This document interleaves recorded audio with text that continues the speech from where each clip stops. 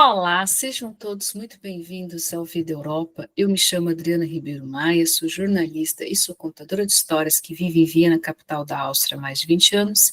E nesse vídeo nós vamos conversar sobre a epidemia de apostas online, um assunto que eu já tinha tratado aqui no Vida Europa, que eu quis fazer um parâmetro de comparação, como isso funciona aqui na Europa Central, como os europeus lidam com essa questão das apostas, dos cassinos, inclusive cassinos físicos, tá? Por exemplo, aqui na Áustria existem cassinos Áustria, né? Então você pode ir lá fazer as suas apostas. A gente já conversou nesse vídeo, mas antes que eu continue, aqueles recadinhos muito típicos de YouTube. Se você curte histórias cotidianas Brasil e Europa, não deixe de se inscrever no canal, curtir, compartilhar. Eu quero agradecer aos mais de 600 pessoas que chegaram em pouco mais de um mês aqui, sejam todos muito bem-vindos. E aqui comigo você vai aprender como a vida funciona na Europa, num país como a Áustria, numa cidade como Viena, sem firula, tá? Bem, um termo bem brasileiro, sem firula. Bom, deixa eu colocar o meu óculos, eu acabei de gravar uma live, né, com o resultado da eleição do parlamento austríaco, né, uma bomba atômica, né, porque foi o pessoal da extrema-direita que ganhou, mas aí vocês vão lá no vídeo para vocês darem uma olhada, e eu vou pegar aqui os dois textos que eu separei. O primeiro é esse daqui, da Revista Oeste. Vou tirar esse anúncio daqui. Aqui está, né? O título. Beneficiários do Bolsa Família gastaram 3 bilhões de reais em apostas somente em agosto.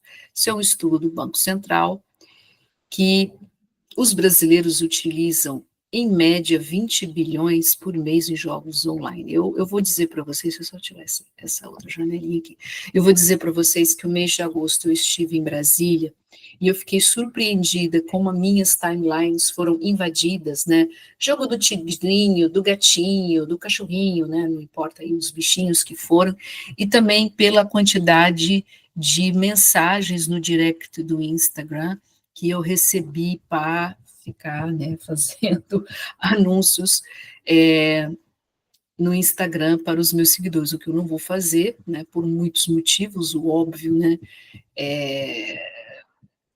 até porque o que eles querem é você oferecer, como é que chama isso? Esses jogos online, jogos de azar, como se fosse uma renda extra, né? O que não é. Aliás, o que é a razão, ou seja, o problema central dessa história, né? E aí tem aqui a explicação da Revista Oeste, né? Da Revista Oeste, então, 5 milhões de beneficiários do programa Bolsa Família transferiram 3 bilhões a plataformas de aposta via Pix. Dessas pessoas, 4 milhões, 70%, esse é um dado realmente muito chocante, são chefes de família. Quem recebe benefício enviaram 2 bilhões, 67% por Pix para as bets. A mediana, esse aqui é um anúncio, vamos passar para baixo. Bom, eu acho que a primeira coisa que a gente diz vamos dizer assim, a conclusão, né, ou a primeira análise disso, eu estava vendo que deixa eu tirar aqui meu óculos, eu estava vendo que foi no governo do Temer, né, que eles promulgaram os jogos online, o governo Lula, ele, vamos dizer assim, aceitou, né, acho que foi no mês de dezembro, uma coisa assim, porque visando uma maior arrecadação. Mas o grande problema nessa história, como a gente já conversou no vídeo quando eu falei sobre como isso funciona aqui na Europa, o poder aquisitivo do europeu permite que ele, primeiro, faça essas apostas. Existem pessoas adictas? Existem, tá? Mas não é no mesmo formato, porque as pessoas aqui na Europa, primeiro, eles sabem que jogos online, jogos de azar, você vai ter mais probabilidade de perder do que ganhar, Tá? Então, você faz isso como uma diversão. Você vai para um cassino com os seus amigos para você se divertir. Ou você está afim de, tipo, se você tira 100 euros do seu orçamento, não vai fazer um impacto muito grande. Mas no Brasil é coisa diferente. No Brasil, primeiro, o brasileiro comum, ele tem graves problemas de não saber lidar com o dinheiro, né?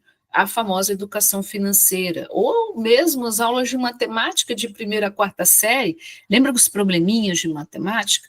Pois é, então as pessoas, elas não sabem lidar com o dinheiro, e aí vem o problema das propagandas enganosas, dos muitos chamados influenciadores e influenciadoras digitais, vendendo isso como se fosse uma renda extra que não é, e vendendo uma ideia de que vai ganhar dinheiro muito fácil, porque isso, especialmente no Brasil, esses influenciadores e influenciadoras digitais gostam de ostentar. Estão ali ostentando, né? A mansão, o carro de luxo. Eu estou numa viagem em Miami, eu estou numa viagem em Nova York fazendo compras. Aí mostra vídeo de comprinhas, aquela cacetada de roupa, um tipo de ostentação, porque aí você para pensar uma pessoa pobre, na sua maioria, que tem uma vida ruim, né? Porque esse é outro ponto também. O brasileiro comum vive muito mal comparado com o europeu comum ou com o norte-americano comum. Então aí você vê aquilo tudo, então a pessoa lá embarca nessa. Eu acho que o governo Lula, esse Lula 3, eles não avaliaram isso direito. Eles não pensaram, eles ficaram muito calcados na arrecadação e esqueceram do resto.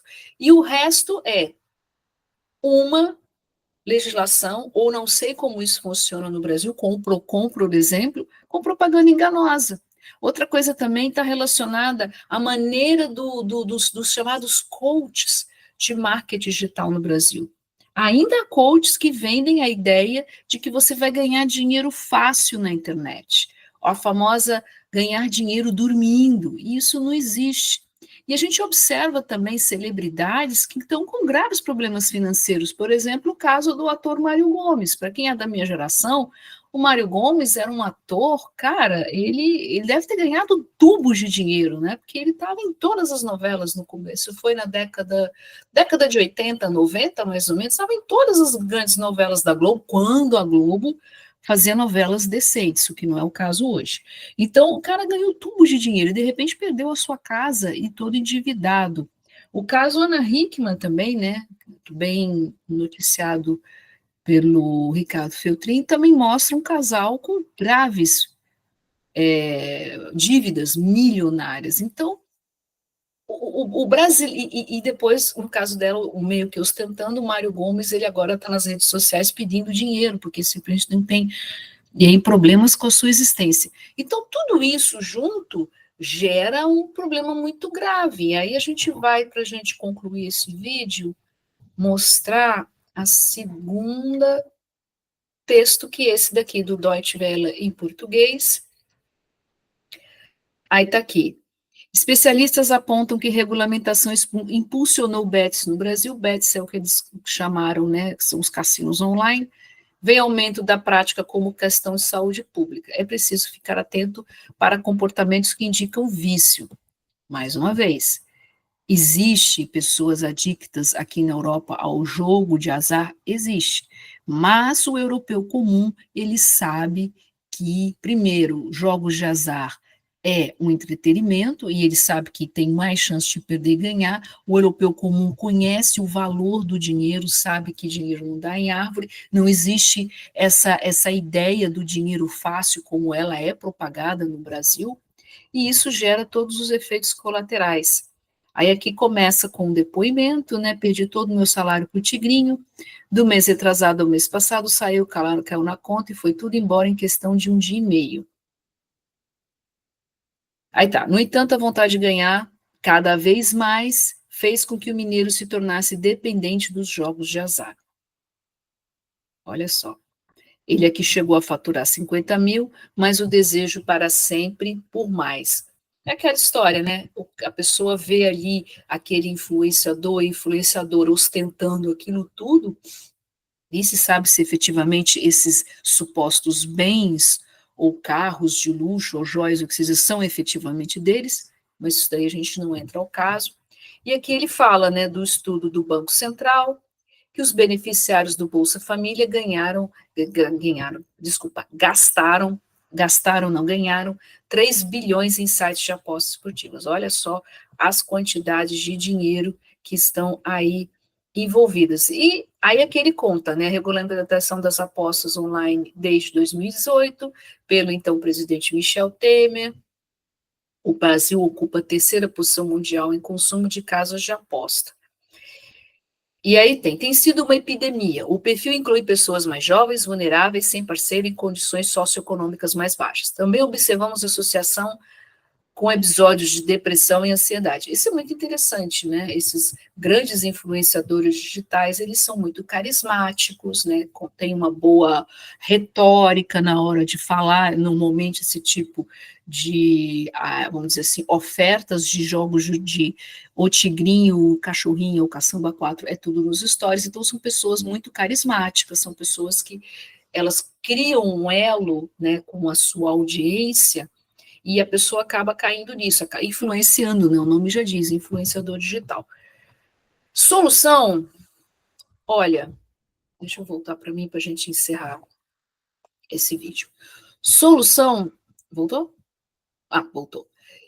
Solução, olha, é difícil, né? Porque eu estava vendo um projeto, quer dizer, ideia de um projeto, na verdade, porque no fundo, isso não foi discutido no Congresso e com a sociedade como deveria ter sido discutido.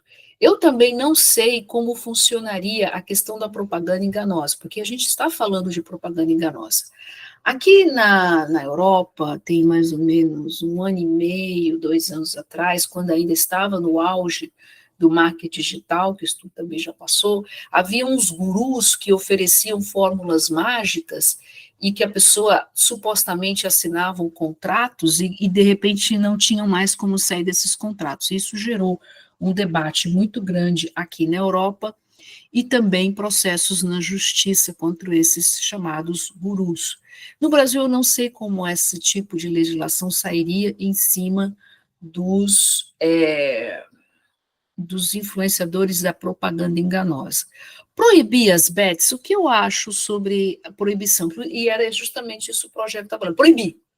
Né? No Brasil é tudo assim, né? O povo é super autoritário, proíbe, proíbe, proíbe. Eu acho que o problema no Brasil, nesse momento que estamos, primeiro, haver campanhas do próprio governo, porque esse dinheiro Bolsa Família, ele é para famílias carentes e que tem que ser usado, por exemplo, para a alimentação dos filhos, por exemplo. Para quem não sabe, o Bolsa Família, ele vem do chamado Bolsa Escola, que era um projeto que foi projeto piloto em Brasília, né, década de 90, década de 90, quando o PT governava a capital, que era Cristóvão Buarque, que foi governador do DF na época, que inclusive veio posteriormente ser ministro da Educação do governo Lula, depois ele foi demitido, né, no primeiro governo Lula, se não me falha a memória, e a ideia do projeto, o Bolsa Escola, era que cada criança que, ao invés de ir para a rua, para trabalhar, para vender balinha, essas coisas, a criança ganharia um salário mínimo. Essa foi a base do Bolsa Escola, que virou Bolsa Família. Então, a primeira coisa que eu acho que o governo deveria fazer era uma campanha muito clara, alertando, né, os beneficiários do Bolsa Família que bets não são, de forma nenhuma, propaganda. Isso assim. E próprio jornalismo também. Agora eu estou vendo, inclusive antes de eu gravar esse vídeo, eu vi um texto, por acaso, na Folha de São Paulo. Então precisava se fazer um trabalho de conscientização das pessoas para dizer que não é assim, né? Porque você não. Como é que eu posso explicar isso? Essa falsa ilusão, né? Porque esse é o problema desses influenciadores digitais, né? E uma possível realização para propaganda enganosa. Por que propaganda enganosa? Aliás, de muitas propagandas enganosas que esses ditos influenciadores digitais fazem. E o próprio influenciador digital, ele entender que ele tem uma audiência e uma audiência que tem, e não oferecer esse tipo de anúncio, né? Esse tipo como eu nem sei qual é o nome, porque nem é produto. Mas o grande problema aí é que é um dinheiro muito fácil também para o influenciador digital. Ele ganha muito dinheiro, tanto assim que eu estava vendo que já começa clubes de futebol que estão sendo financiados pelas bets, vendo já artistas, eu estava vendo um dia desses jornal, não vou falar qual jornal, que eu vi, jornal fazendo propaganda, um site de notícias fazendo propaganda de bets. Então o negócio assim propagou de um jeito no Brasil que é difícil, né? É difícil, faltou sinceramente para esse governo uma maneira de fazer isso e colocar claro, olha, o óbvio, bets não são renda extra. Isso, bets, não são renda extra. Então é isso, eu só queria fazer, no caso, fechar esse assunto, né, porque a gente tinha começado no vídeo anterior. Quando eu for fazer a edição desse vídeo, eu coloco nos cards ou nos links, em algum lugar, esse vídeo. É, eu acho realmente é uma notícia muito preocupante, né? Porque esse tipo de jogo é muito viciante de modo geral, as pessoas jogam pelo celular, e é uma coisa que chama muito a atenção, né? Que são bichinhos, né? Que fica ali, com crianças também, eu acho que isso é um imenso problema. Vamos ver aí como é que esse problema possa ser contornado. Aí você deve estar se perguntando, você é a favor de uma proibição das bets? Esse é um assunto muito interessante. A princípio, não, né? Mas o problema é como contornar o problema. Estou sendo muito pleonasmo, problema, mas eu acho que a única solução que eu vejo a curto e a médio prazo é uma campanha massiva junto à população, especialmente as mais carentes, para que esse não entre nesse tipo de renda fácil, porque renda fácil não existe. Tá certo? Essas foram as minhas considerações em cima dessa temática das bets e, vamos dizer assim, os subsídios no Brasil que estão sendo usados para, vamos dizer assim, para ganhar dinheiro fácil quando não existe. Vamos ver o desenvolver dessa história. Mais uma vez agradeço a todos que estão chegando aqui, temos tido um crescimento fantástico aqui no canal. Muito obrigada mais uma vez. Se vocês curtem histórias cotidianas Brasil e Europa, não deixe de se inscrever no canal e a gente se vê no próximo vídeo, live short, aqui no Vida Europa.